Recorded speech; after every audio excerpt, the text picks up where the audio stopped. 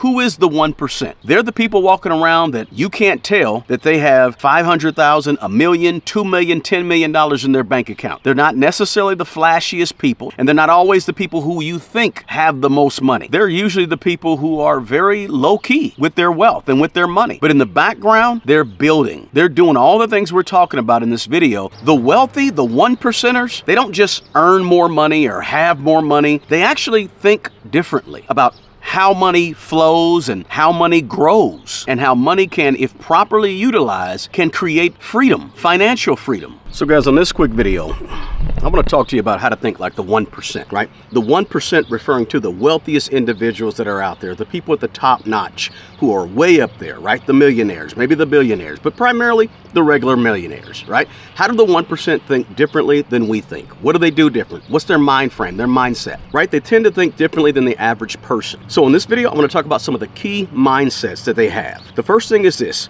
The 1%, they're not so emotional around the idea and notion of money. They don't tend to have the habit of mixing emotions with money because they understand that emotional decision making often leads to poor financial outcomes, poor financial decisions. So the first thing they do is they separate their emotions from their money. So here's what emotions, let's talk about that for a minute. Here's what emotions does to your money and why the 1%, they just don't do it. Emotion with money causes you to do things like impulse spending. When emotions run high, stress, anxiety, sadness, excitement, people tend to spend impulsively to make themselves feel better, right? Now, the other parts of emotion, right, is things like fear and greed. Think about investing. Emotional investors, they tend to buy into the stock market when the excitement is high and in a frenzy. Everybody's hyped up. They're pumped up and excited and emotion, and that's when they go invest, buying things high. And then when things go down and things go bad and everything's looking bleak and the market goes down, stock market goes down,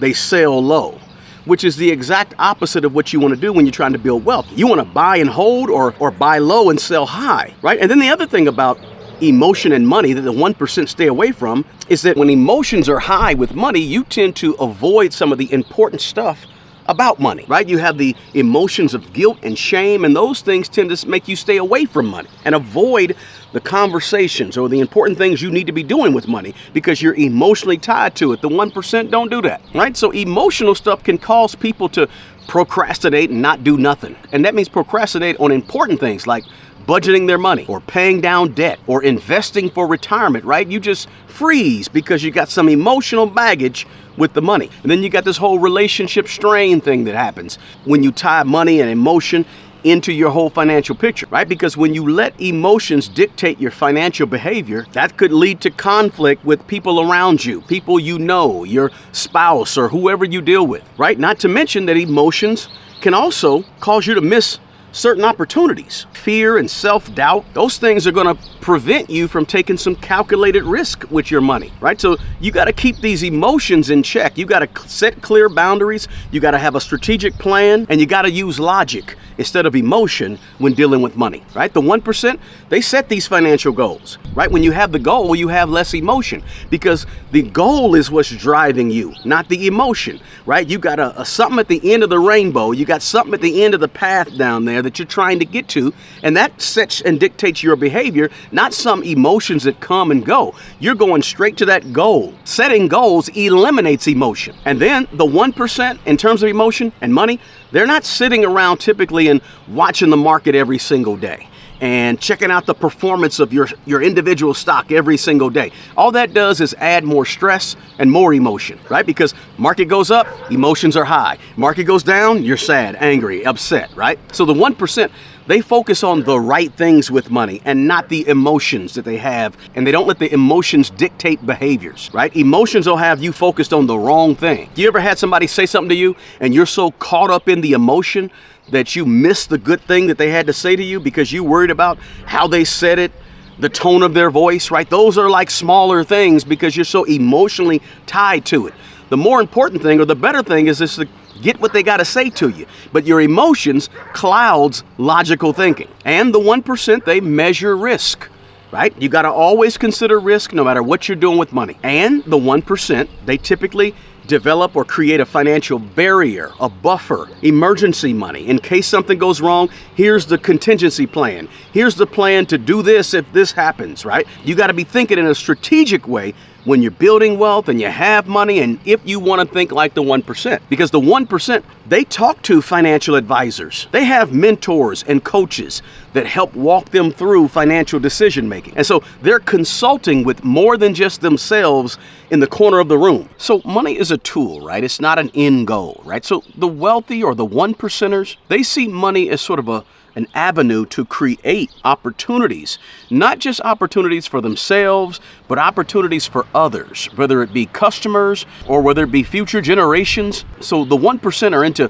building systems that last, and they're into buying their freedom in terms of their time and more, right? They don't look at money as something to be hoarded or saved all up or cornered into underneath a mattress or something like that. Their focus is on cash flow and money moving, currency, and putting it to use to move so that it brings back more money, right? Instead of trading time for money, the 1%, they think in terms of leverage, businesses, employees, utilizing technology to increase their profits in their business, real estate, or investments just working for them 24/7, right? So they focus on the 1%, they focus on scaling up as opposed to doing more themselves. And they look at investing as greater than just saving money, right? Saving money is okay, nothing wrong with it, but we got to make the money grow. And that's what 1%ers think. They understand that just saving alone is not building wealth. Yeah, it's good for security and to feel good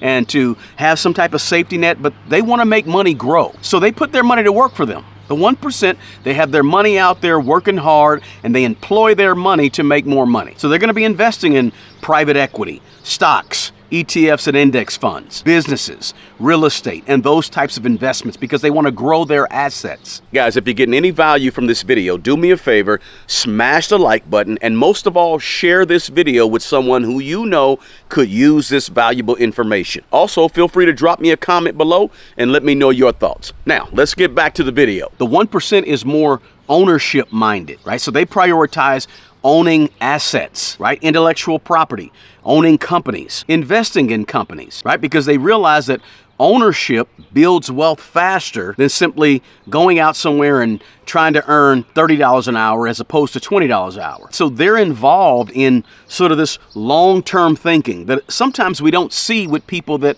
are working hard or living paycheck to paycheck, right?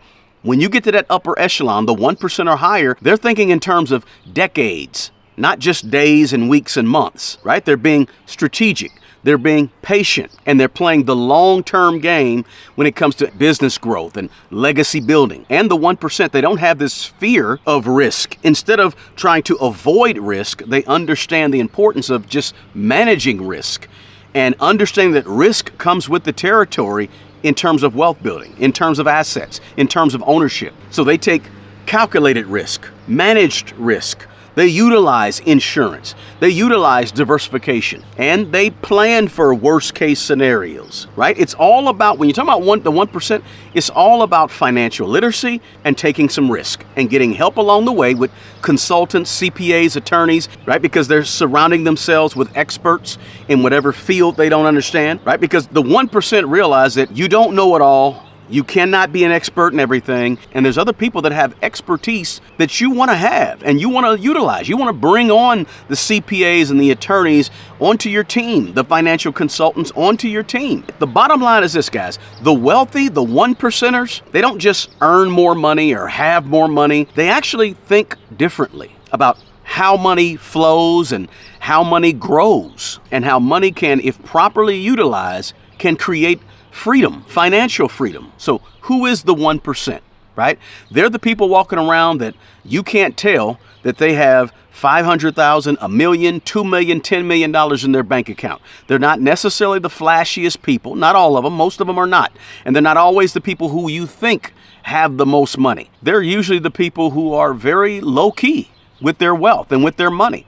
But in the background, they're building. They're doing all the things we're talking about in this video, and they're showing up at Walmart and Target and Kohl's, and they're showing up at these places, and you don't know that this person has a lot of money. They're in the 1%. Do me a favor, smash that like button below and drop a comment below for me as well. Don't forget to share this video with at least a couple of people that you know. Hey, as I always say, guys, the absolute best person who's going to take care of the old you is the young you. Guys, take good care of yourself and take care of other people. Until the next video, peace.